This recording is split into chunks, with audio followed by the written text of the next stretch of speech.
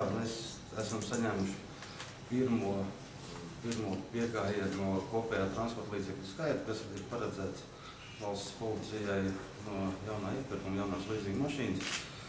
Un praktiski pagājušajā nedēļā tāpēc netikāmies, ka tās mašīnas jau mēs gatavojām pavēl, lai varētu palaist eksploatācijā un darbinieki jau tikt strādāt. Esam kopā saņēmuši 29 jaunas transporta līdzekļus. Ir gan Volkswagen, gan Škodas, ir arī Peugeot automašīnas, tā kā viņas ir dažādas.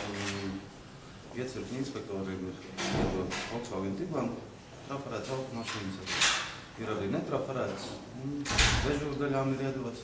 Praktiski viss transports ir sadalīts pa visu reģionu, kad arī uz visiem iecirkņiem kopā bija 10 Tiguan trafarētās automašīnas, sadalījām proporcionāli katram iecirkņiem pa 2. Līdz nākamajai reizei, kad saņemsim, tad skatīsimies tālāk, kā dalīt. Par cik procentiem jums ir atjaunots parks?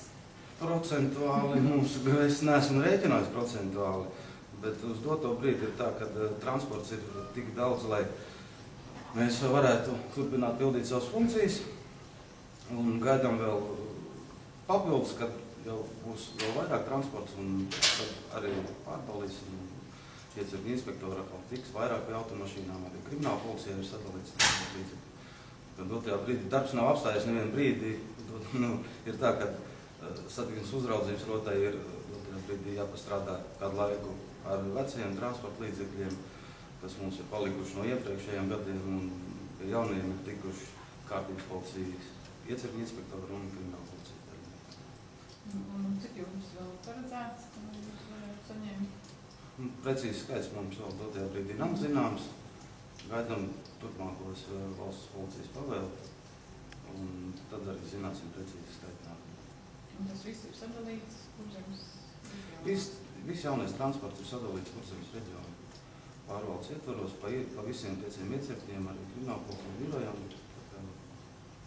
Tas ir tas, ko jūs gaidījāt?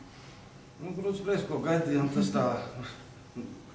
Katrā gadījumā, protams, kurš jauns transports ar viņu arī darbiniekiem ir patīkamāk strādāt un atrasties jaunā transporta līdzekļa, jo, kad nav tas transporta līdzeklis jāved uz remontu un jāremontu, tad viņš ir lietošanas kārtībā visu laiku.